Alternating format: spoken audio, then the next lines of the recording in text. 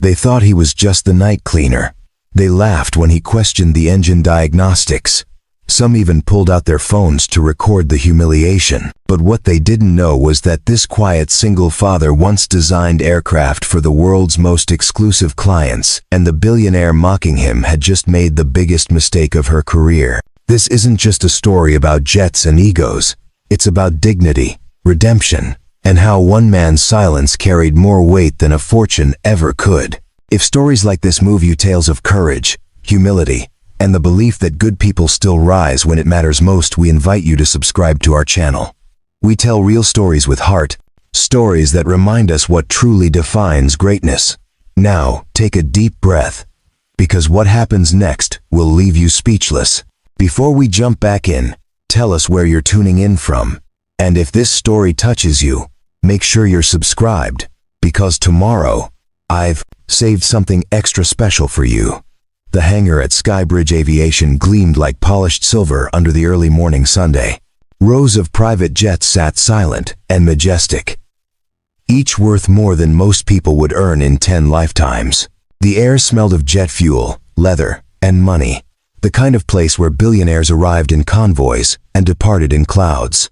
Landon Pierce arrived on foot. He clocked in at 5:47 a.m., 3 minutes earlier than required, just as he had every morning for the past 2 years. His uniform was simple, navy blue coveralls with maintenance staff, stitched across the back in faded white thread, steel-toed boots that had seen better days, and a badge that granted him access to every aircraft on the property, but respect from almost no one. He didn't mind. Respect was loud, and Landon had learned to live in the quiet. The night shift supervisor, a gruff man named Bill, nodded as Landon passed through the security checkpoint. "Morning, Pierce. Got a full lineup today. That new Gulfstream in Bay 7 needs a deep clean before the owner arrives at noon." "Understood," Landon replied, his voice calm and even. Bill hesitated, then added, "And heads up, the CEO's flying in this morning. Adeline Scott herself. Try to stay out of sight. Yeah, she's got a temper when things aren't perfect." Landon nodded once and moved toward the supply closet. He filled his cart with microfiber cloths, polish, glass cleaner, and the specialized solutions used for aircraft interiors. Everything had its place. Everything had a purpose. He worked methodically, never rushing, never cutting corners. By 7:30 a.m., the hangar buzzed with activity. Pilots in crisp uniforms reviewed flight plans. Mechanics ran diagnostics on engines. Administrative staff hurried between offices with tablets and coffee cups. And then she arrived. Adeline Scott stepped out of a black SUV like she owned the sunrise itself.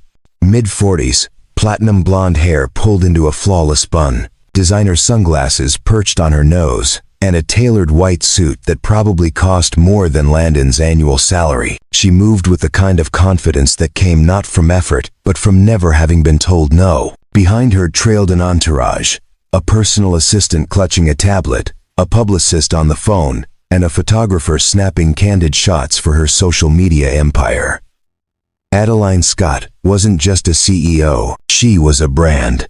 Her face appeared on magazine covers, her quotes circulated in business schools, and her net worth was a number most people couldn't fathom. Skybridge Aviation was her crown jewel, a luxury private jet company catering to the ultra-wealthy. She'd built it from the ground up, or so the story went, and she never let anyone forget it. Landon watched from inside the cockpit of the Gulfstream, where he was wiping down the instrument panel. Through the curved windshield, he could see her holding court near the main office, gesturing dramatically while her team nodded along. He returned to his work. 30 minutes later, Adeline's heels clicked sharply across the hangar floor. She was doing a walkthrough, inspecting the fleet before her morning meetings. Her assistant scrambled to keep up, reading off a list of appointments and updates. "Bay 7 next," Adeline said crisply. "I want to see the Gulfstream before the Hendersons arrive." She reached the jet and stopped at the base of the stairs. Landon was just descending, cleaning cart in tow. He stepped aside to let her pass, but she didn't move. Instead, she looked him up and down, with the kind of gaze reserved for something stuck to the bottom of a shoe. "You're the cleaner?" she asked, though it wasn't really a question. "Yes, ma'am," Landon replied evenly. She glanced past him toward the open cabin door. "Did you finish the interior? Just completed it?" "Completed? Or rushed through it because you have other planes to clean?" Landon met her eyes, calm and unwavering. "Completed to? Standard, ma'am." Adeline's lips curved into something that wasn't quite a smile. "To whose standard? Yours or mine?" Before he could answer, she brushed past him and climbed the stairs. Her assistant and photographer followed. Landon stood at the bottom, waiting. Inside, Adeline ran a gloved finger along the armrest of one of the leather seats. She inspected the galley, the lavatory, even the overhead compartments. When she returned to the cabin entrance, she was holding a cloth. "This," she said, dangling it in front of her photographer, "is what happens when you hire people who think jets are just oversized cars." The photographer dutifully snapped a photo. Adeline descended the stairs and stopped directly in front of Landon. There was dust in the cup holders. Dust on a $60 million aircraft. Landon glanced at the cloth. It was clean, completely clean, but he said nothing. She continued, her voice rising just enough for others nearby to hear. "Do you understand what we do here? We don't clean buses. We maintain flying palaces. Our clients are royalty, CEOs, heads of state. They don't pay $250,000 per flight to sit in dust." "I understand," Landon said quietly. "Do you?" She stepped closer. "Because from where I'm standing, it looks like you're sleepwalking through a job you barely qualify for." A few mechanics had stopped working. A pilot paused mid-checklist. Even Bill, the night supervisor, looked over from across the hangar. Everyone was watching now. Adeline turned to her assistant. "Make a note. I want all cleaning staff reevaluated by the end of the month. If they can't meet our standards, they're gone." "Yes, Miss Scott," the assistant replied, typing furiously. Adeline looked back at Landon one last time. "Jets aren't for cleaners," she said coldly. "They're for people who understand excellence." Then she walked away, heels echoing like gunshots. Landon stood there for a moment, card handle still in his grip. His expression didn't change. No anger, no embarrassment, no defense. He simply turned and pushed his cart toward the next aircraft. But across the hangar, someone had been watching very closely. Summer Holt, a junior aviation coordinator in her late 20s, stood near the dispatch office with a clipboard in hand. She'd seen the entire exchange, and unlike the others who'd already returned to their tasks, she couldn't look away from Landon. There was something about the way he'd stood there. Not defeated, not humiliated, just still, like a man who'd weathered far worse storms and knew this was only weather. Summer had worked at Skybridge for 3 years. She knew every pilot, every mechanic, every admin by name, but Landon Pierce was a mystery. He showed up, did his work, and disappeared. No small talk. No complaints. No stories about his life. She'd tried to make conversation once, months ago, and he'd been polite, but brief. Most people assumed he was just shy or uninteresting, but Summer had noticed things others missed. The way he moved around the aircraft, never hesitating, always knowing exactly where to step. The way he sometimes paused near the cockpit, staring at the instruments with an expression she couldn't quite read. And once, she'd seen him catch a wrench that slipped from a mechanic's hand mid-air, reflexes too fast, too precise for someone who just pushed a mop. Now, watching him disappear into the shadows of Bay 9, Summer made a decision. She was going to find out who Landon Pierce really was, because men like him, men who could take that kind of public humiliation without flinching, were either broken beyond repair or hiding something extraordinary. And something told her it wasn't the first option. By lunchtime, the video was already circulating. Adeline Scott's personal photographer had edited the hangar footage into a sleek 30-second clip. It showed Adeline holding up the cloth, shaking her head in exaggerated disappointment, with a caption overlay that read, "Excellence is non-negotiable." Even the smallest details matter when you're building an empire. The video cut to Landon standing silently at the base of the stairs, face partially obscured, looking every bit the part of a chastised employee. The final frame froze on Adeline's perfectly styled smile, with her company logo gleaming in the background. Within 2 hours, it had 170,000 views. By evening, it was trending on 3 platforms. The comment section became a feeding frenzy. Some praised Adeline's commitment to standards. Others made jokes at Landon's expense. Imagine getting roasted by a billionaire before breakfast. One comment read, followed by a string of laughing emojis. Another said, that cleaner's face, he knew he messed up. A few voices pushed back. This feels cruel, someone wrote. He's just doing his job. But those comments were quickly buried under waves of engagement, likes, and shares. Inside Skybridge's employee break room, a cluster of younger staff members huddled around a phone, watching the video on repeat. They whispered and snickered, glancing occasionally toward the corner table where Landon sat alone, eating a sandwich he'd packed from home. He didn't look at them, didn't acknowledge the stares. He simply ate, methodically, then stood, disposed of his trash, and returned to work. Preparing and narrating this story took us a lot of time, so if you are enjoying it, subscribe to our channel. It means a lot to us. Now back to the story. But the damage was spreading. By the next morning, local business blogs had picked up the story. Billionaire CEO schools employee on luxury standards, read one headline. Another framed it as a masterclass in leadership. How Adeline Scott maintains her empire. No detail too small. A podcaster even did a 7-minute segment titled, The Cleaner and the Queen, dissecting the power dynamics and praising Adeline's hands. On approach, Landon heard none of it. He didn't own a smartphone, didn't follow social media, and didn't engage with office gossip. He showed up at 5:47 a.m., just like always, and cleaned aircraft with the same quiet precision. But others noticed. Summer Holt watched the video 3 times, and each time she felt a tightness in her chest. It wasn't just the public shaming. It was the way Adeline had performed it, the way she'd made sure cameras captured every moment, the way Landon had been turned into content. She walked through the hangar that afternoon and found Landon crouched beside the landing gear of a Bombardier, inspecting the hydraulic lines with a flashlight. "Hey," she said softly. He looked up, surprised. "Miss Holt." "Just Summer," she corrected, crouching down beside him. "You doing okay?" "I'm fine." "That video," she hesitated. "It's all over the internet." Landon's jaw tightened just slightly, but his voice remained calm. "I don't pay attention to that stuff. You should know people are talking." "People always talk," he replied. "Doesn't change the work." Summer studied him. Most people would be furious, humiliated, or at least defensive.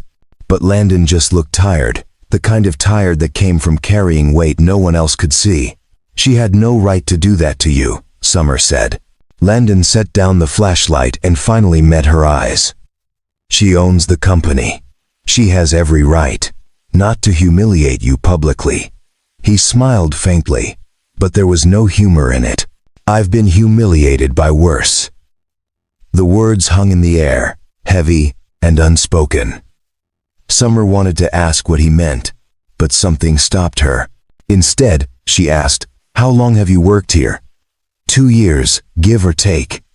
"And before that?" He stood, brushing dust from his coveralls. "Before that doesn't matter." "It matters to me." Landon paused, studying her with an expression that was hard to read. Then, gently, he said, "Why?" Summer didn't have a good answer. Or maybe she did, but couldn't say it out loud. "Because you move like someone who's flown these planes, not cleaned them. Because you don't flinch when others would crumble. Because something about you doesn't add up, and I can't stop trying to solve it." Instead, she just said, "Because I think you deserve better than this." Landon's expression softened. Deserving and getting are 2 different things. "Summer, I learned that a long time ago. He picked up his toolbox and walked toward the next bay, leaving her standing alone beneath the wing of a jet worth more than her entire neighborhood. That evening, Adeline hosted a private dinner at Ashford Heights' most exclusive rooftop restaurant. Investors, influencers, and industry elites filled the space.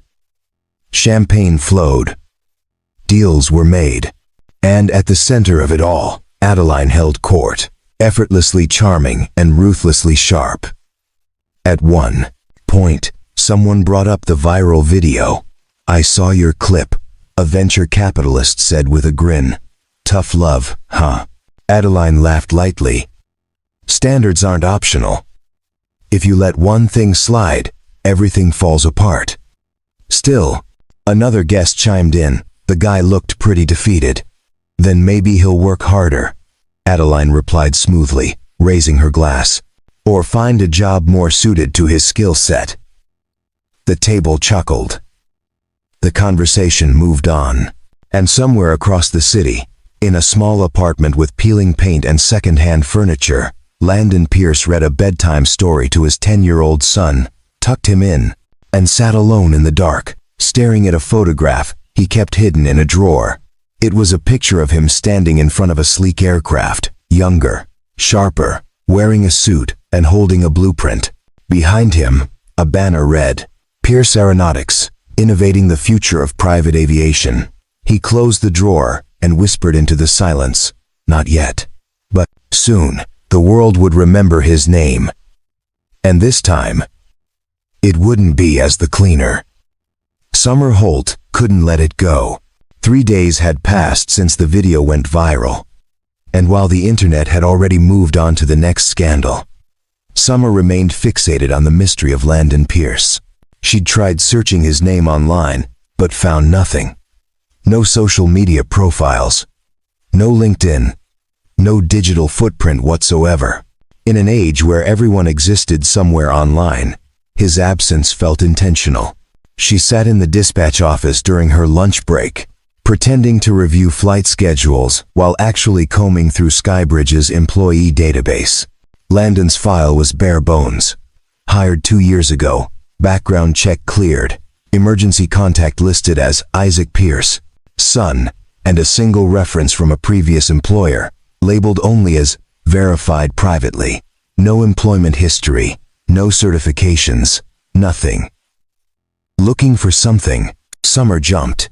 Bill, the night supervisor, stood in the doorway holding a coffee mug that read, "I'm not arguing, I'm just explaining why I'm right." Just cross, referencing some scheduling conflicts. Summer lied smoothly. Bill grunted. "You're a terrible liar, Holt. You're looking into Pierce."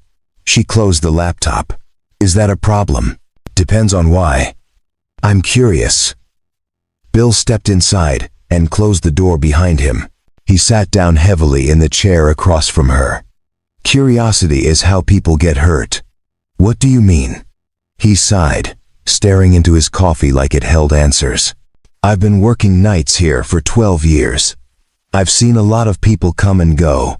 Most are exactly what they seem. Mechanics who wrench, pilots who fly, cleaners who clean. But every once in a while, someone walks through that door who doesn't fit." "And Landon?" "Landon is a man who doesn't want to be found," Bill said carefully.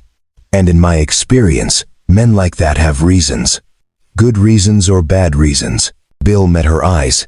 "That's what you're trying to figure out, isn't it?" Summer leaned forward. "Have you ever seen him do anything unusual?" Bill was quiet for a long moment. Then he said, "About 6 months ago, one of our Cessna Citations had an engine malfunction during a pre-flight check. Fuel pressure issue. 3 of our top mechanics were stumped, couldn't figure out the root cause. We were about to ground the plane and call in a specialist from the manufacturer.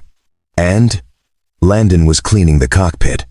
Overheard the whole thing, didn't say a word, just walked over to the engine cowling, stared at it for maybe 30 seconds, then pointed to a specific valve and said, 'Check the regulator connection on the secondary fuel line. It's cross-threaded.'"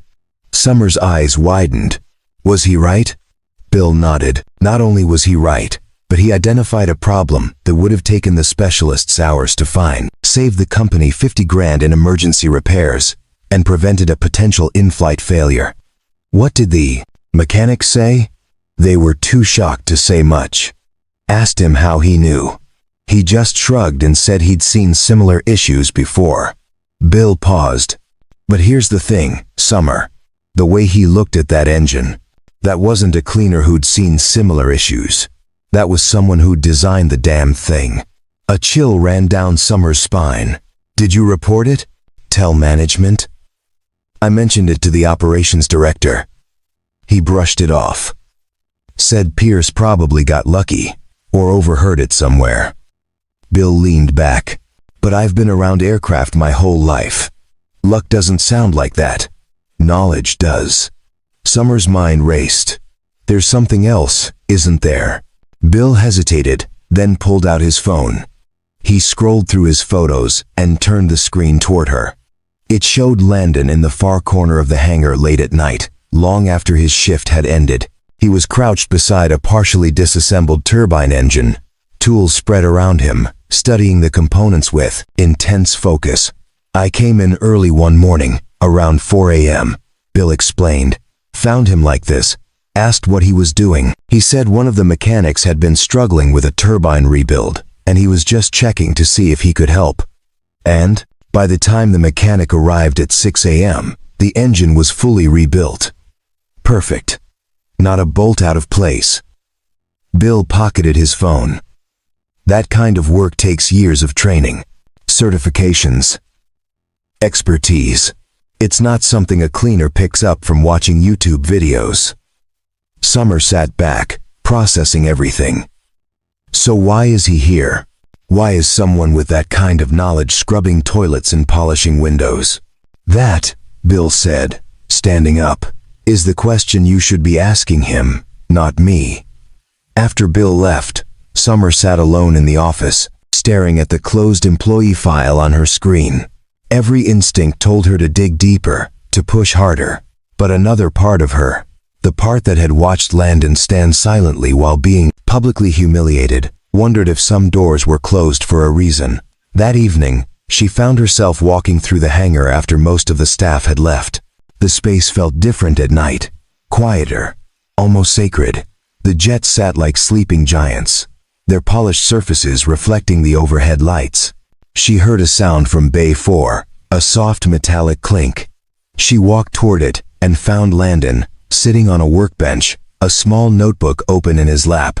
He was sketching something, his pencil moving with confident, precise strokes. Working late? Summer asked. Landon looked up, startled. He quickly closed the notebook, just finishing some notes. Notes on what? Maintenance schedules, he said, but his tone suggested otherwise. Summer stepped closer, nodding toward the notebook. Can I see? It's nothing interesting. I'll be the judge of that. They locked eyes for a moment. Then, with visible reluctance, Landon handed her the notebook. Summer opened it, and her breath caught. The pages were filled with detailed technical drawings, aircraft schematics, aerodynamic calculations, and handwritten notes about fuel efficiency improvements and structural modifications. These weren't maintenance notes. These were designs, professional-grade engineering work. Landon, she said slowly, what is this? He took the notebook back gently. Old habits. These aren't habits.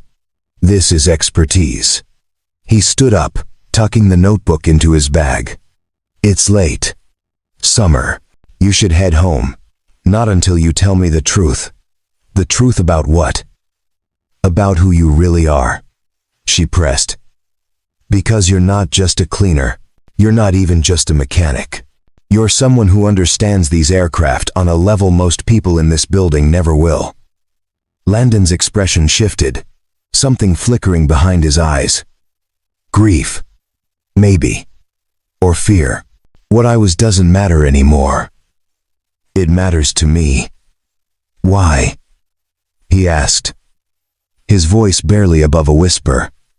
Because, Summer said, surprised by her own intensity. I'm tired of watching people like Adeline Scott treat good people like they're disposable. And I'm tired of watching you pretend you're less than you are."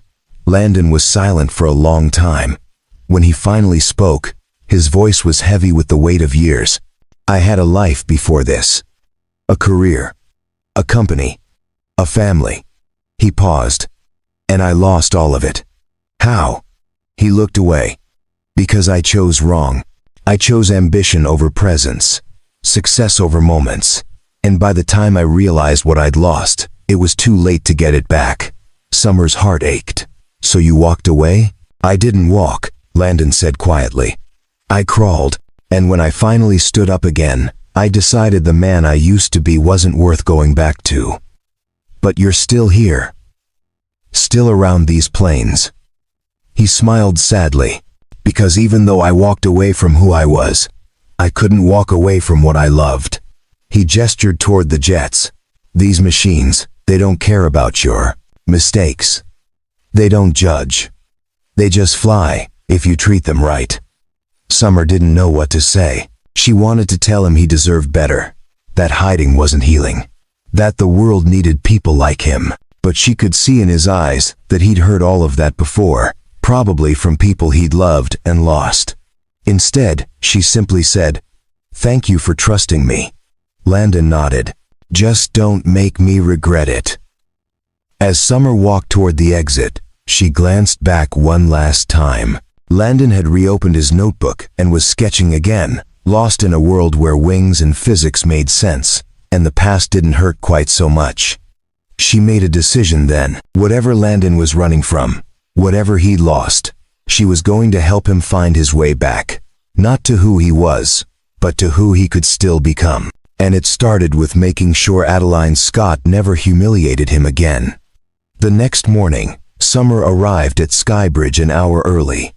She hadn't slept well, her mind spinning with questions about Landon Pierce, and the notebook full of designs that belonged in an engineering firm, not in the hands of a night cleaner. She made her way to the administrative archives, a dusty room in the back of the main office where old files and records were stored before being digitized. If Landon had any history in aviation, there might be something here, a contract, a reference, anything. She pulled boxes labeled with dates from 3 to 5 years ago, searching for any mention of his name. Nothing. Then she tried searching for aircraft design firms, independent contractors, anyone who might have worked with Skybridge in the past. 2 hours in, covered in dust and about to give up, she found something. It was a yellowed newspaper clipping tucked inside a folder marked Industry Partners 2019. The headline read, "Pierce Aeronautics closes doors after founder's personal tragedy." Summer's hands trembled as she read. Pierce Aeronautics, once a rising star in custom private aircraft design, has officially ceased operations following the death of founder Landon Pierce's wife, Elena Pierce, after a lengthy battle with illness. The company, which had secured contracts with several high-profile clients and was considered a pioneer in fuel-efficient luxury aviation, will be dissolved. Pierce could not be reached for comment. Industry insiders report that he has stepped away from aviation entirely. There was a photo. A younger Landon, clean-shaven, wearing a suit, standing beside a sleek white aircraft with Pierce Aeronautics emblazoned on the tail. His smile was confident, proud. He looked like a different person. Summer sat back, the weight of discovery settling over her. He hadn't just worked in aviation. He'd built a company. He'd been an innovator, a designer, someone respected in the industry, and then he'd lost everything. She carefully photographed the article with her phone and returned the file to its place. As she left the archives, her mind raced. Landon wasn't hiding because he'd failed. He was hiding because success had cost him everything that mattered. Later that afternoon, she found him in Bay 12, wiping down the interior of a Learjet. She approached cautiously, unsure how to begin. "Landon," she said softly. He turned, cloth in hand. "Summer, twice in 2 days. People are going to think we're friends." "Maybe we are," she replied. He gave a faint smile but said nothing. She took a breath. I found something this morning. An old newspaper article. His smile faded. You've been digging. I needed to understand. Understand what? Why you're here, she said. Why someone who built his own company is cleaning planes instead of designing them. Landon set down the cloth and leaned against the bulkhead. For a long moment, he said nothing. Then, quietly, he began to speak. Elena and I met in college. She was studying business. I was in aerospace engineering. We used to joke that she'd sell whatever I built. He paused, lost in memory. After graduation, I got a job with a major manufacturer. But I always wanted to build something of my own. Something that mattered. So you started Pierce Aeronautics, Summer said gently. He nodded. Took us 8 years. We poured everything into it. Every dollar, every hour, every piece of ourselves. And it worked. We landed contracts, built a reputation, started making real money. His voice grew quieter. But I was never home. Always at the hangar. Always on calls. Always chasing the next design, the next client. Summer could see where this was going, but she let him continue. Elena got sick when Isaac was 7. Stage 3, they said. Treatable, they said. But treatment meant time, attention, presence. And I kept telling myself I'd slow down after the next contract, after the next delivery, after we secured funding. He looked down at his hands. I kept telling myself I had time. But you didn't, Summer whispered. She died on a Tuesday, Landon said, his voice breaking slightly. I was in a meeting with investors. My phone was on silent. By the time I saw the messages, she was already gone. He wiped his eyes roughly. Isaac was at the hospital with my sister. He was alone when it happened, because I chose a conference room over my family. Summer felt tears welling up. Landon, you couldn't have known. That's what everyone said. He replied bitterly. But I did know. She'd been asking me to slow down for months, begging me to be present. And I kept promising I would, right after this next thing. He straightened up. After the funeral, I couldn't look at those planes anymore. Couldn't walk into the hangar without seeing her face, hearing her voice, asking me to come home. So you shut it down. I burned it down. He corrected. Dissolved the company, sold the patents, walked away from everything. Some people thought I had a breakdown. Maybe I did. All I knew was that I'd spent years building machines that flew, and I'd forgotten how to be a father, how to be a husband, how to be human. Summer stepped closer. And you came here. I came here, he confirmed, because I needed to be around what I loved without the pressure of being someone important. I needed to remember that these aircraft are just metal and fuel and physics. They don't care about your titles or your bank account. They just need someone to care for them properly. He met her eyes. And I needed to be there when Isaac got home from school. To make him dinner. To help with homework. To be the father I should have been all along. That's not hiding, Summer said firmly. That's healing. Is it? Landon asked. Because some days, it feels like I'm just punishing myself in slow motion. You're raising your son, she countered. You're showing up every day. You're doing work that matters, even if people like Adeline Scott can't see it. At the mention of Adeline's name, Landon's expression hardened slightly. She reminds me of who I used to be. Obsessed with image, with perfection, with being seen as the best. I look at her and I see myself 10 years ago. And it makes me sick. Summer understood then. The reason Landon had taken the humiliation so quietly wasn't because he was weak. It was because he recognized the person wielding the weapon. He'd been her once, and he knew exactly how much damage that kind of ambition could cause. What if you could show her? Summer asked suddenly. Show her what? That there's another way. That strength isn't about domination. That excellence doesn't require humiliation. Landon shook his head. She wouldn't listen. People like that never do, not until life forces them to. Then maybe, Summer said carefully. Life needs a little push. Before Landon could respond, Bill's voice crackled over the hangar intercom. All personnel, report to the main briefing room immediately. Mandatory meeting in 10 minutes. Summer and Landon exchanged glances. Mandatory meetings were rare, usually reserved for major announcements or emergencies. They made their way to the briefing room along with dozens of other employees. The space filled quickly, mechanics standing alongside pilots, administrative staff crowding near the back, cleaners like Landon hovering uncertainly near the exits. Adeline Scott stood at the front, immaculate, as always, in a charcoal suit. Beside her stood a man in his 60s, silver-haired and stern-faced. Summer recognized him as Harold Westbrook, chairman of Skybridge's board of directors. "Thank you all for coming on short notice," Adeline began, her voice carrying effortlessly across the room. "I'll keep this brief.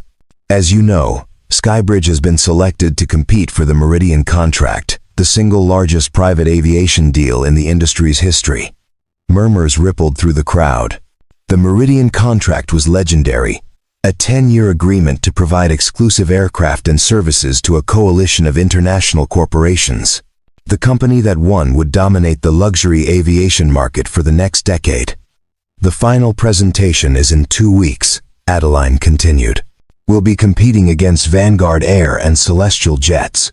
To win, we need to demonstrate not just superior aircraft, but superior innovation." She paused dramatically. "Which is why we're hosting an open challenge." The room went silent. Any employee, regardless of position, can submit a design proposal for a next-generation luxury aircraft. The best proposal will be presented to the Meridian executives as Skybridge's flagship concept. She smiled coldly. "Of course, most of you lack the expertise, but I believe in meritocracy. If someone here has a brilliant idea hiding beneath their uniform, now's their chance to prove it." Summer's heart began to race. She glanced at Landon, but he was staring straight ahead, expression unreadable. Adeline's gaze swept the room and landed, unmistakably, on Landon. "Who knows? Maybe even our cleaning staff will surprise us." A few people chuckled. Landon didn't react. Harold Westbrook stepped forward. "Submissions are due in 1 week. They'll be reviewed by our engineering team and myself personally. The winner receives a $50,000 bonus and full credit on the project." As the meeting dismissed, Summer grabbed Landon's arm. "This is it. This is your chance." "No," Landon said immediately. "Why not?" "You have designs already. I've seen them." "Those are private," he said firmly. "They're not for her. Not for this. But you could win. You could show everyone who you really are." Landon pulled his arm free gently. "I spent 10 years trying to show everyone who I was. It cost me everything. I'm not making that mistake again. This is different. Is it?" He looked at her sadly. "Or is this just another way for people like Adeline to extract value from people like me while taking all the credit?" Before Summer could argue further, Adeline's voice cut through the crowd. "Pierce. A word." Landon turned slowly. Adeline approached, her smile sharp as a blade. "I meant what I said," she told him. "Everyone's welcome to submit. Even you." "I appreciate the opportunity, Miss Scott," Landon replied evenly. "But I'm not a designer." "No," she agreed. "You're a cleaner. But who knows? Maybe you've absorbed something from being around greatness all this time." She leaned in slightly. "Or maybe you'll finally accept that some people are meant to build, and others are meant to clean up after them." Landon held her gaze. "I've built plenty, Miss Scott. I just learned to choose what's worth building." Something flickered in Adeline's expression, confusion, maybe even irritation. But she recovered quickly. "Well, if you change your mind, the door's open. I'd hate for you to miss your shot at relevance." She walked away, leaving Landon standing in the emptying room. Summer came up beside him. "You got under her skin just now." "I didn't mean to." "Yes, you did," Summer said with a small smile. "And you should do it again. Submit a design, Landon. Not for her, for yourself, for Isaac. Show him that starting over doesn't mean staying small forever. Landon was quiet for a long time. Then, almost to himself, he whispered, "I'll think about it." But Summer could see it in his eyes. He'd already decided. The only question was whether he'd have the courage to follow through. The week that followed felt like standing on the edge of a cliff. Throughout Skybridge Aviation, the atmosphere shifted from routine to electric. Engineers huddled over drafting tables during lunch breaks. Pilots sketched concepts on napkins. Even some of the administrative staff tried their hand at proposals, though most knew they'd be eliminated in the first round. Adeline Scott made sure the challenge remained highly visible. She posted daily updates on social media, teasing the competition and positioning Skybridge as a company where talent can emerge from anywhere. Her followers ate it up, praising her progressive leadership and innovative approach. What they didn't see were the private meetings, where she told her senior engineers to make sure nothing embarrassing makes it past the first screening. Landon hadn't touched his notebook in 3 days. He'd thought about it constantly, lying awake at night while Isaac slept in the next room, the designs playing out in his mind like films he couldn't stop watching. He had ideas, good ones, innovations in fuel efficiency and cabin pressurization that could revolutionize long-distance luxury travel, but every time he reached for the notebook, Elena's voice echoed in his memory. "You're chasing something that will never love you back." She'd said that 2 months before she died, standing in the doorway of his home office at midnight while he pored over schematics. He'd barely looked up, had promised he'd come to bed soon, had broken that promise like he'd broken so many others. On Thursday evening, Summer found him sitting alone in the employee parking lot, leaning against his old pickup truck, staring at the hangar. "You haven't submitted anything," she said, sitting beside him on the tailgate. "No. You're running out of time. Submissions close tomorrow at 5. "I know." She was quiet for a moment, then said, "Can I ask you something?" "Sure." "What are you more afraid of? That you'll submit something and fail? Or that you'll submit something and succeed?" Landon looked at her, surprised by the question. She continued, "Because I've been watching you all week, and I don't think you're afraid of Adeline Scott or her engineers. I think you're afraid that if you're good at this again, if you let yourself be that person again, you'll lose sight of what matters." "That's exactly what I'm afraid of," Landon admitted. "But you're not that person anymore," Summer pressed. "The man who ignored his family, who chose ambition over presence. He died with Elena. The person you are now, he makes breakfast for his son. He shows up to work early. He helps people without asking for credit. That person doesn't disappear just because he's good at something." "How do you know?" "Because I've seen you," she said simply. "I've watched you turn down credit for fixing that engine. I've seen you stay late to help mechanics troubleshoot problems, then leave before anyone can thank you. You don't do this for recognition anymore. You do it because you can't help but care." Landon felt something loosen in his chest, a knot he'd been carrying for years. "Isaac asked me yesterday why I stopped being an engineer," he said quietly. "I told him I didn't stop. I just changed what I was building." He asked what I was building now. Landon smiled sadly. "I told him I was trying to build a better father." Summer's eyes glistened. "That's the most important thing you'll ever design." "But what if I could do both?" Landon asked, and for the first time in years, he let himself consider the possibility. "What if I could be present for him and still use the skills I spent my whole life developing?" "Then you'd be showing him something even more valuable," Summer said. "That you can start over without giving up who you are." That night, after Isaac fell asleep, Landon opened his notebook. He didn't think about Adeline, or the competition, or redemption. He thought about his son, about the world Isaac would inherit, about building something that mattered for the right reasons. He began to draw. By 3 a.m., he had something. Not just a design, but a vision. An aircraft that prioritized environmental sustainability without sacrificing luxury, that used advanced materials to reduce weight and fuel consumption by 40%, that incorporated safety features no one had thought to combine before. He called it the Horizon Project because it represented looking forward instead of backward. At 4:47 p.m., the next day, 13 minutes before the deadline, Landon walked into the submission office. The coordinator, a young woman named Rachel, looked up in surprise. "Mr. Pierce, are you submitting something?" He handed her a sealed envelope containing his proposal, complete with technical drawings, material specifications, and a detailed cost analysis. Yes. She accepted it, stamped it, received, and gave him a copy. Good luck. As Landon walked out, he passed a group of senior engineers, heading in with their own submissions. One of them, a man named Derek Chen, sneered. Didn't know janitors could draw. Everyone can draw. Landon replied calmly. Not everyone can see. By Monday morning, all submissions had been collected. 73 total, ranging from crude sketches on notebook paper to elaborate presentations bound in leather portfolios.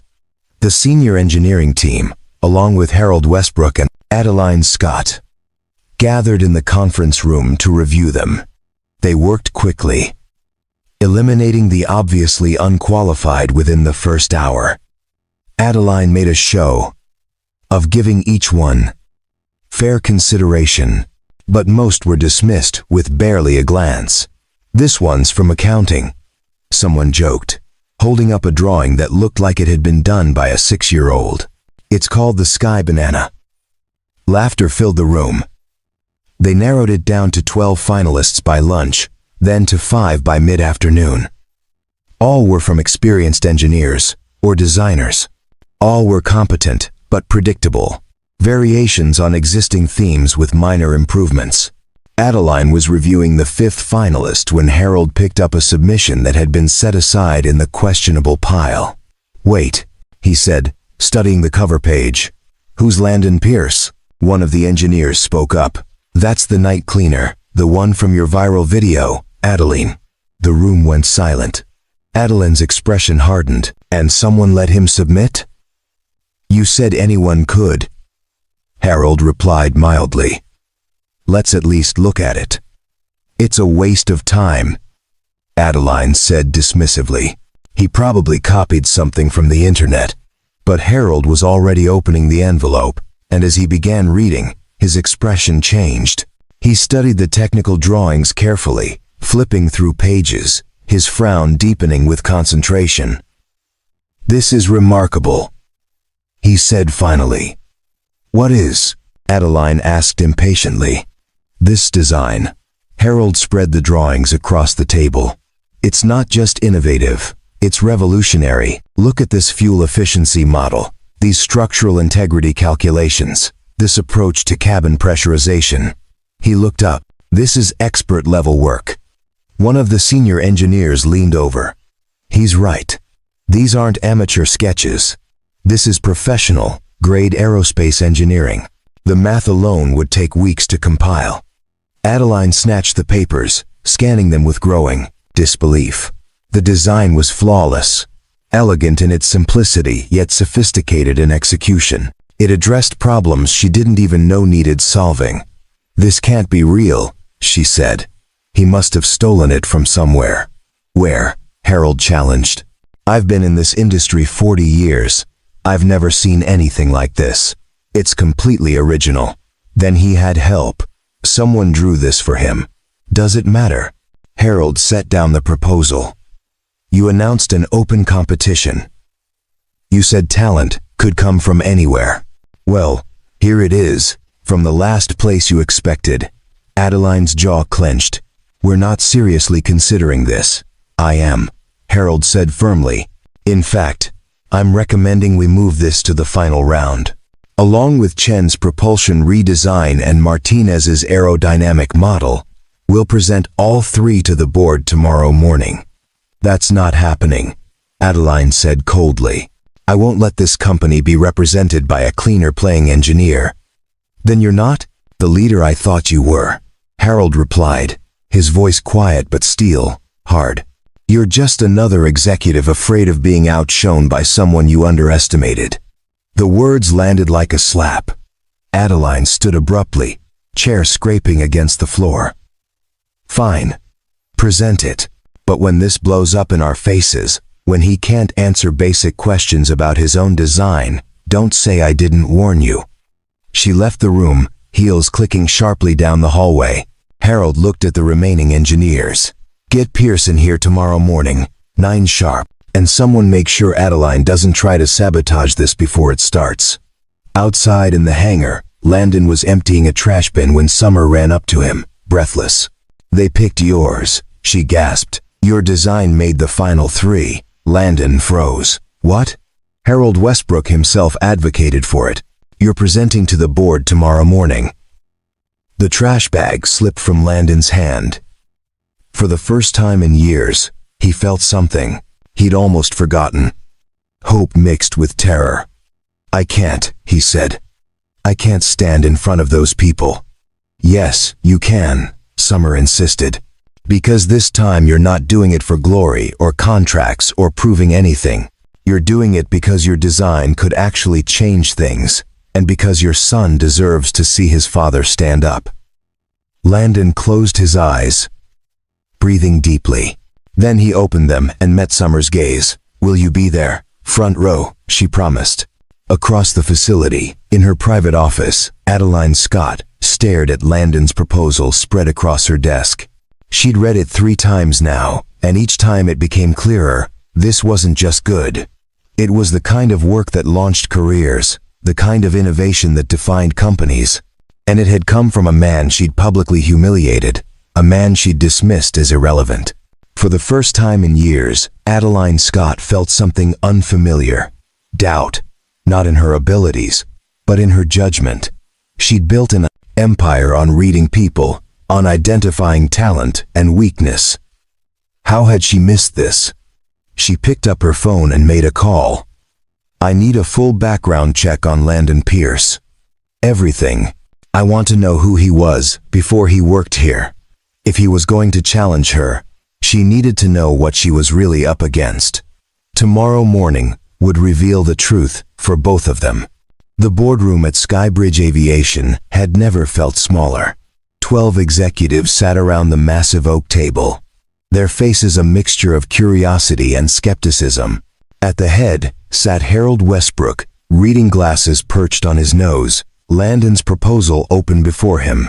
To his right, Adeline Scott sat with perfect posture and a smile that didn't reach her eyes. Summer stood near the back wall with several other junior staff members, allowed to observe but not participate. Her heart hammered as Landon entered the room, wearing the same navy coveralls he always wore, his work boots leaving faint marks on the polished marble floor. He'd refused to change. "If they want my ideas," he'd told Summer that morning, "they get all of me, not a costume." Harold gestured to the presentation area. "Mr. Pierce, thank you for joining us. I understand this is rather unexpected." "It is, sir," Landon replied quietly, setting down a worn folder. "Before we begin," Adeline interjected smoothly, "I think we all have questions about where this proposal actually originated. Mr. Pierce, for the record, did you have assistance in creating this design?" The room tensed. It was a direct challenge, barely veiled. Landon met her gaze steadily. "No, ma'am. Every calculation, every drawing, every specification came from my own work." "That's quite remarkable," Adeline continued, her tone suggesting the opposite. "Considering you're employed here as a maintenance cleaner, where exactly did you acquire aerospace engineering expertise?" Harold frowned. "Adeline, that's not necessary right now." "With respect, Harold, it's completely necessary. We're considering presenting this to potential clients worth billions. We need to verify authenticity." Landon remained calm. "I understand your concern, Miss Scott. I'd be suspicious too if I'd spent weeks assuming someone was incapable and then discovered otherwise." A few executives shifted uncomfortably. Adeline's smile tightened. "I founded Pierce Aeronautics 12 years ago. Landon continued. We specialized in custom luxury aircraft design. I hold patents in fuel efficiency systems and structural composite applications. I've designed aircraft for clients in 17 countries. He paused. After my wife died, I closed the company and walked away. I came here because I needed something simple, something that kept me close to what I loved, without the weight of expectation. The room was utterly silent. Even Adeline seemed momentarily speechless. One of the board members, an older woman named Patricia Mills, leaned forward. Pierce Aeronautics. I remember reading about that company. You developed the Echo system, didn't you? The pressure equalization, innovation? Landon nodded. Yes, ma'am. That was brilliant work. Patricia said. Why didn't you mention this when you were hired?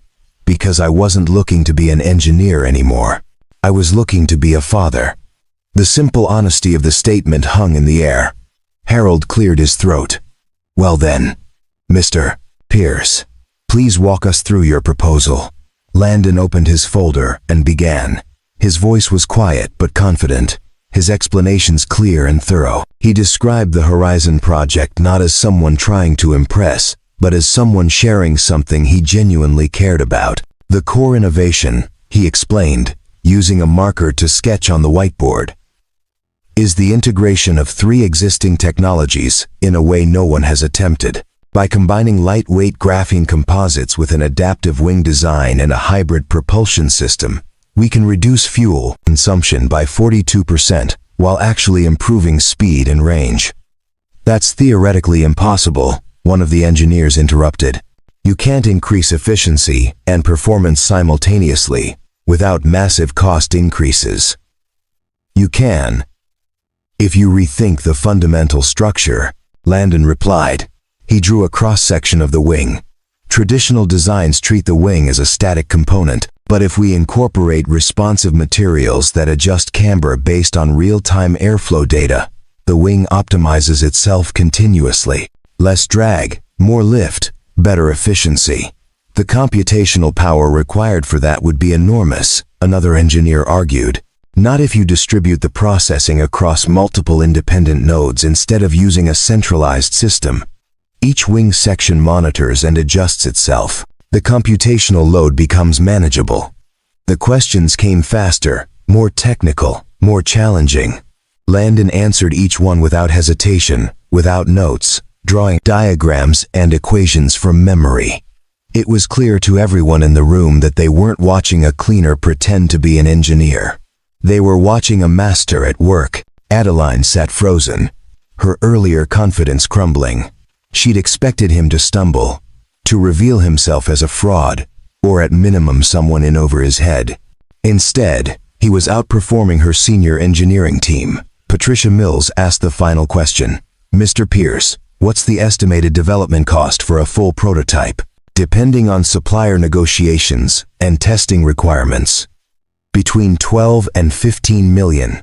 That's significantly less than comparable projects, because we're adapting existing technologies rather than inventing new ones from scratch. Harold closed his copy of the proposal. This is extraordinary work. I move that we adopt the Horizon project as our flagship presentation for the Meridian contract. Seconded, Patricia added immediately. Adeline finally found her voice. Wait. We can't make this decision based on one presentation. We need time to verify these calculations, to stress test the assumptions, to determine if this is actually viable or just theoretical fantasy. Then we'll do that, Harold said. Mr. Pierce, would you be willing to work with our engineering team this week to validate your proposal?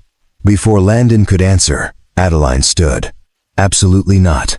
He's a cleaner, not a consultant. If we want this verified, we'll do it properly through established channels. Why? The question came from Patricia. Why are you so resistant to this, Adeline? Is it because the design is flawed, or because you can't accept that someone you dismissed might be exceptional? I won't dignify that with a response. Then let me dignify it for you, Patricia said sharply. You've built this company on supposedly valuing talent wherever it emerges. You post about meritocracy and opportunity. But the moment someone you've already categorized challenges your assumptions, you scramble to discredit him.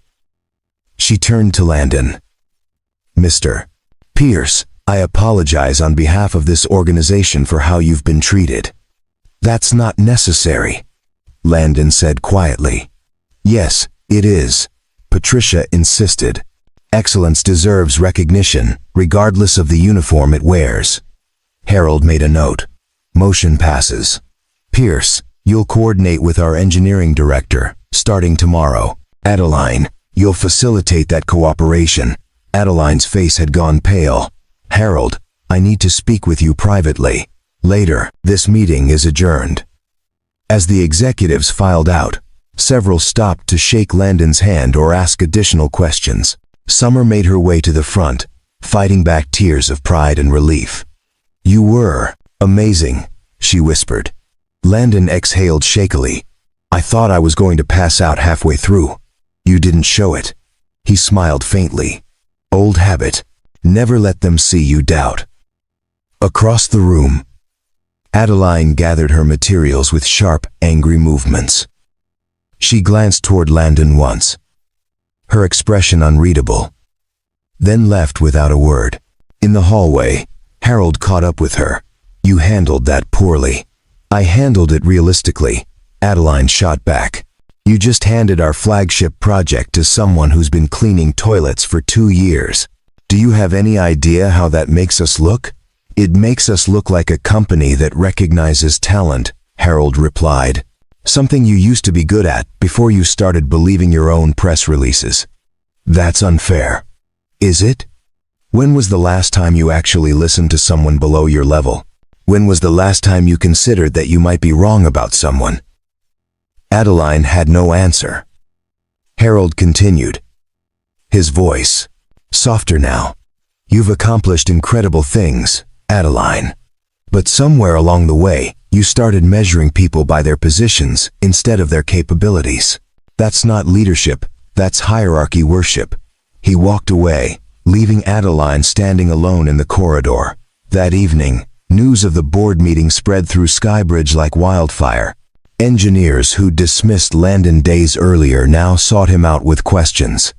Mechanics who'd barely spoken to him asked about his previous company. Even the pilots began treating him differently, with a respect that transcended his position. Summer found him in his usual spot, cleaning the galley of a Citation jet, working as thoroughly as ever despite everything that had changed. You know you don't have to do this anymore, she said. Yes, I do, Landon replied. Tomorrow, I might be consulting on designs. But today, I'm still the cleaner. The work doesn't change just because people's perception does. She leaned against the bulkhead. You're going to make them all rethink everything, aren't you? I'm not trying to make anyone rethink anything, he said. I'm just trying to do good work and go home to my son. But you've proven something important today. That dignity isn't granted by position, it's carried by character. Landon paused, cloth in hand. My wife used to say something similar. She'd tell me that the most important work we do is the work nobody sees, the small acts of care that don't come with applause. He smiled sadly. Took me too long to understand what she meant. She'd be proud of you, Summer said softly. I hope so, Landon whispered. I really hope so. As night fell over Ashford Heights, two people sat in very different spaces, processing very different emotions. Landon sat at his small kitchen table, helping Isaac with math homework. The Horizon Project folder closed and set aside. His son's laughter filled the apartment as they solved problems together. And for the first time in years, Landon felt whole. Across the city, in her penthouse office, Adeline Scott stood at the window overlooking the glittering skyline. She'd built an empire, amassed a fortune, and commanded respect from thousands. But tonight, she felt smaller than she had in years, because a man in work boots and coveralls had just taught her a lesson she'd forgotten. That true excellence doesn't need a spotlight to shine. It just needs the courage to exist honestly. And tomorrow, when the sun rose again, everything would be different. The private investigator's report arrived on Adeline's desk Wednesday morning. 37 pages of Landon Pierce's life, meticulously documented. She read it in her office with the door locked, her coffee growing cold as the words painted a picture she hadn't expected. Pierce Aeronautics had been more than successful. It had been revolutionary. Landon had held 11 patents, consulted for 3 governments, and turned down acquisition offers worth over $200 million because he'd wanted to maintain creative control. Industry legends had called him a once-in-a-generation talent. Then came the section about Elena, the slow decline, the missed appointments, the phone calls Landon hadn't answered because he'd been in meetings. Hospital staff reported that she'd died holding their son's hand, asking the nurses to tell her husband she understood, that she forgave him. But Landon had never forgiven himself. The report detailed his collapse after her death, how he'd sold everything, donated most of the money to cancer research, and disappeared from the industry completely. Former colleagues had assumed he'd left the country or had a breakdown. None had suspected he'd simply chosen to become invisible. Adeline set down the report, her hands trembling slightly. She'd built her entire identity on reading people, on identifying potential and weakness. Yet she'd looked at this man every day for months and seen only a cleaner, only someone beneath her notice. She'd been so spectacularly, completely wrong. That afternoon, she found Landon in the engineering workshop, working alongside the senior design team. They were testing stress calculations on the Horizon project's wing design, and Landon was patiently explaining load distribution principles to 2 younger engineers who hung on his every word. "Mr. Pierce," Adeline said from the doorway, "may I speak with you privately?" The room went quiet. Landon glanced at his colleagues, then nodded. "Of course." They walked to an empty conference room. Adeline closed the door and, for a long moment, said nothing. "I had you investigated," she finally admitted. Landon wasn't surprised. "I assumed you would. I read about your wife, about your company, about everything you walked away from." She paused. "I owe you an apology." "You don't owe me anything, Miss Scott." "Yes, I do," she insisted. "I humiliated you publicly. I dismissed your worth based on your position. I treated you as invisible because I couldn't imagine that someone in your role could have value beyond the services you provided." Her voice cracked slightly. "I was wrong, and I'm sorry." Landon studied her carefully. "Do you know why I didn't defend myself when you confronted me that first day?" "No, because I saw myself in you," he said quietly.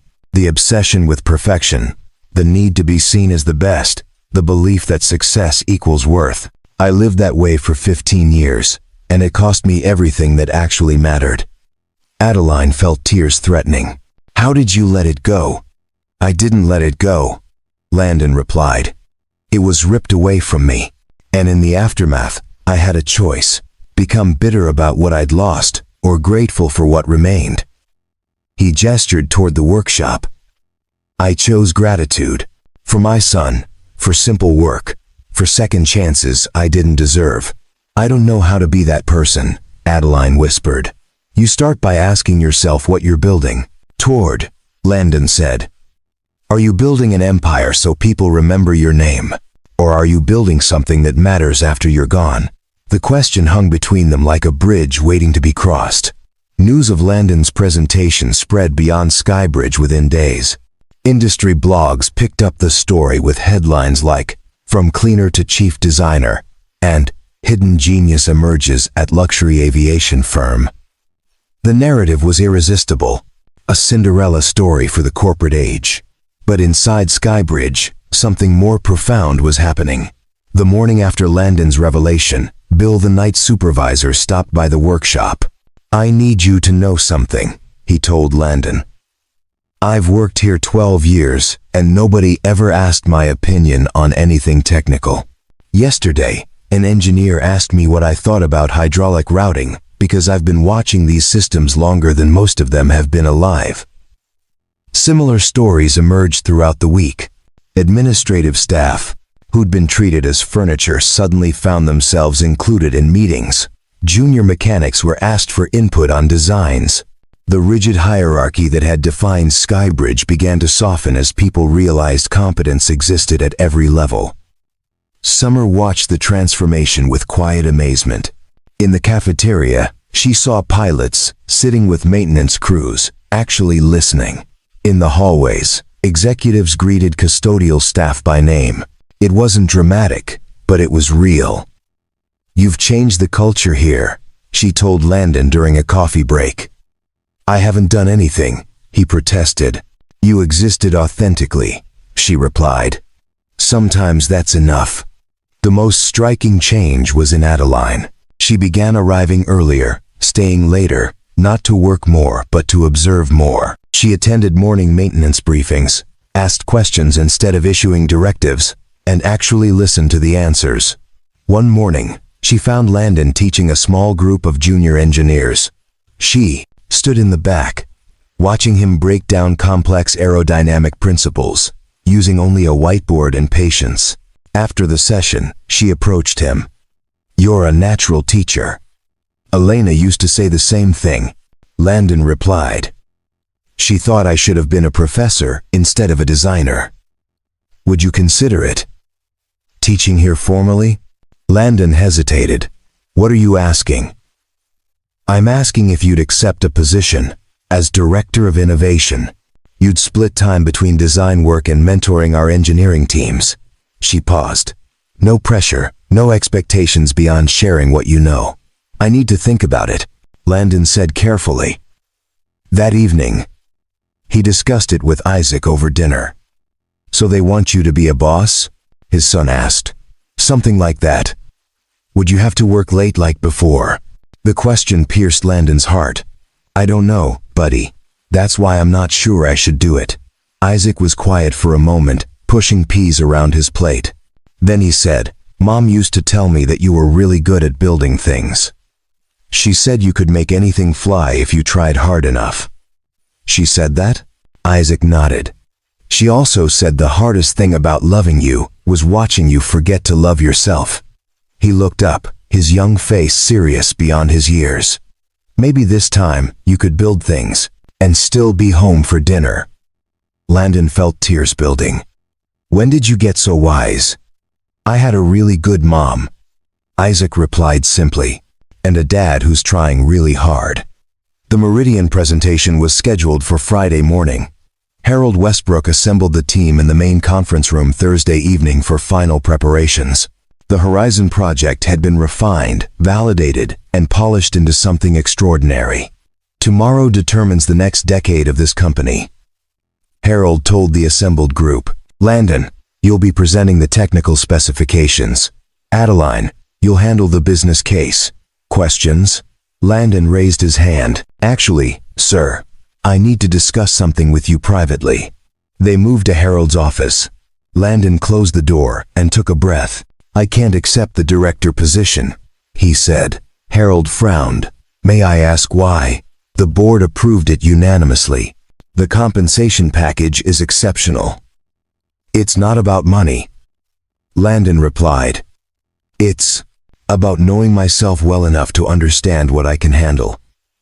He sat down. "For 2 years, I've had a rhythm. I work, I go home. I'm present for my son.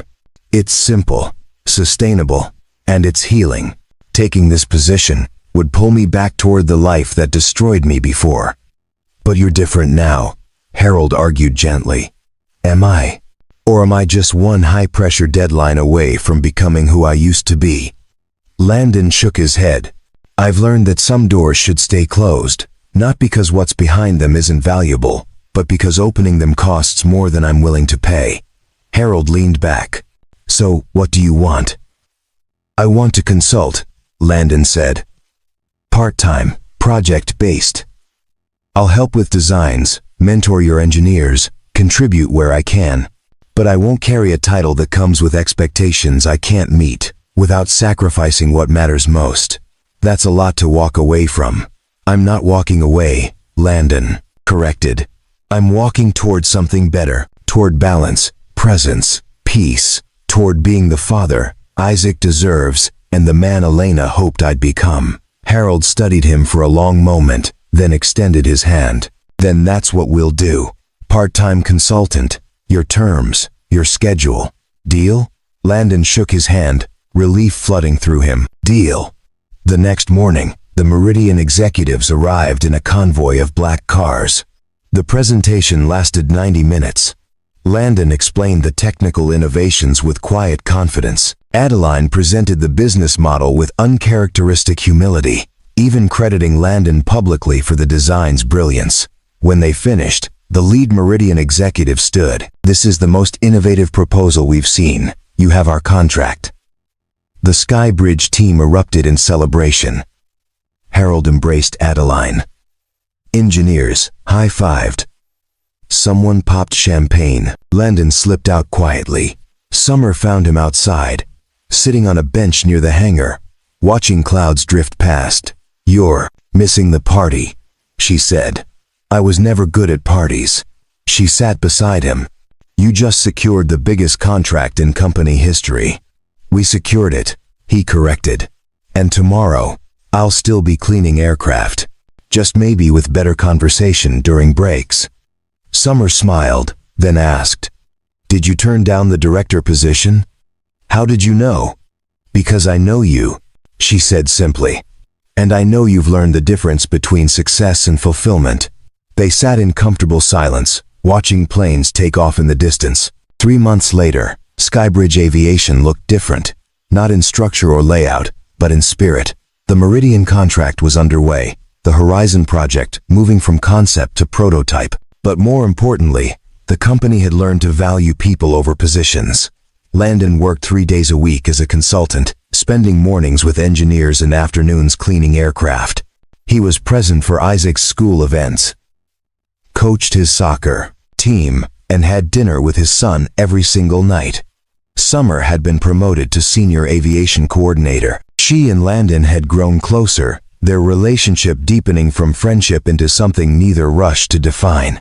They simply enjoyed each other's company, two people healing at their own pace. One Saturday morning, Summer brought Isaac to the hangar to see the Horizon prototype. The boy stood beneath the aircraft's wing, eyes wide with wonder. "You really designed this?" Isaac asked his father. "I did. It's beautiful." Landon crouched beside him. "You know what makes it beautiful?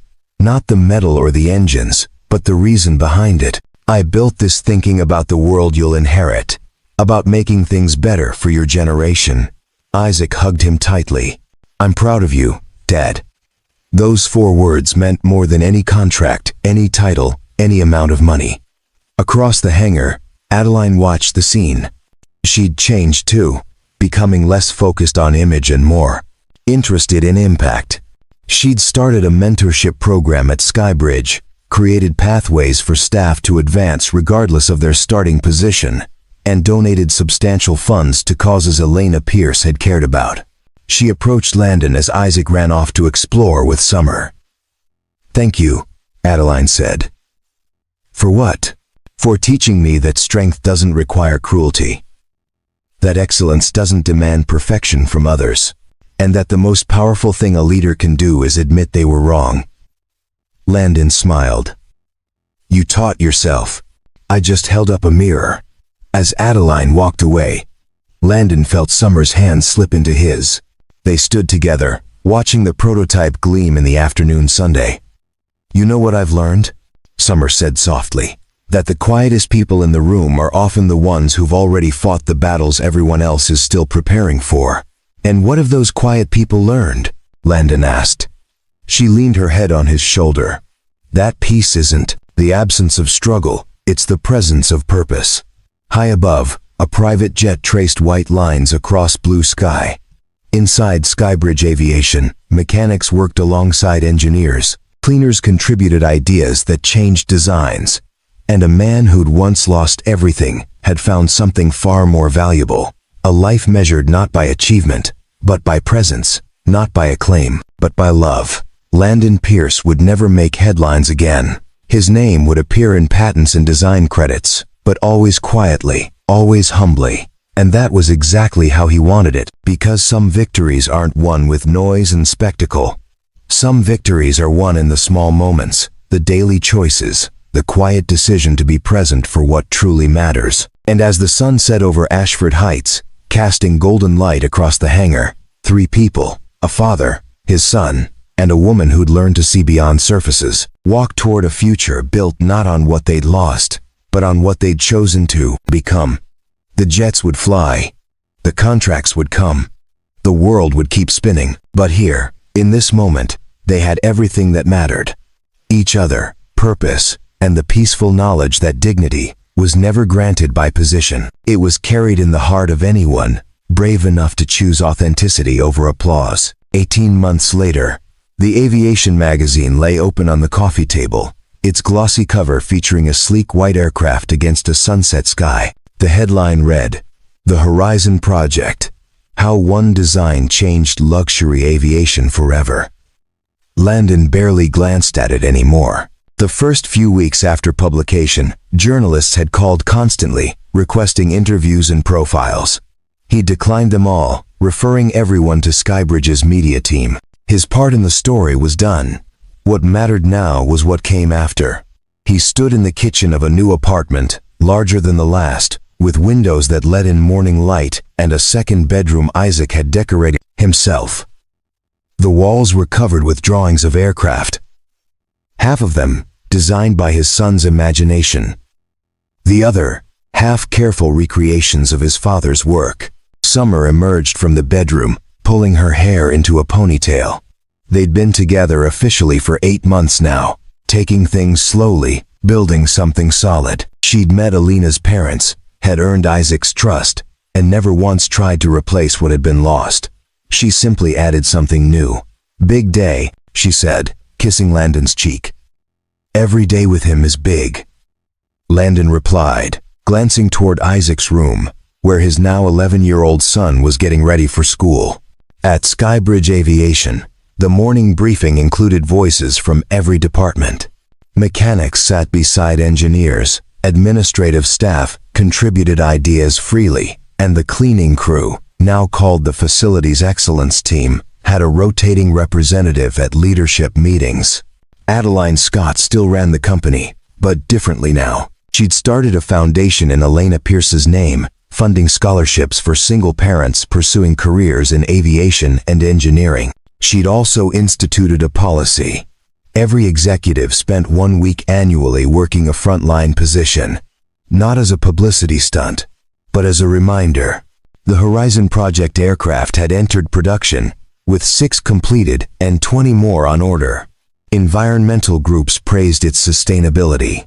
Luxury clients loved its performance. And somewhere in the design credits, in small print that most people never noticed, it read, "Lead designer, Landon Pierce, consulting engineer." That afternoon, Landon received a call from Harold Westbrook. "We've been approached by MIT," Harold said. "They want to create a guest lecture series on innovative design thinking. Your name came up."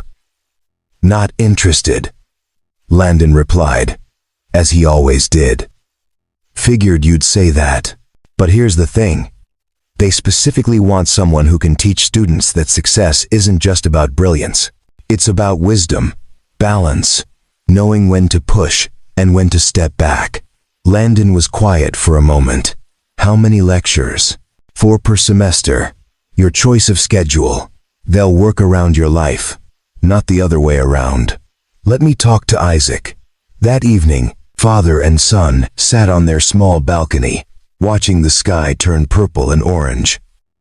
"MIT wants me to teach sometimes," Landon said, "but it would mean being away a few evenings a semester." Isaac considered this seriously, as he did everything now. "Would you be teaching them the stuff Mom wanted you to teach?" "What do you mean?" "I found one of her letters," Isaac admitted. "She wrote it to you before she died. It said she hoped someday you'd share what you knew, not to be famous, but to help people avoid the mistakes you made." Landon's throat tightened. "You read that?" "I'm sorry. I was looking for pictures, and I found it in your drawer." "But Dad, I think she was right.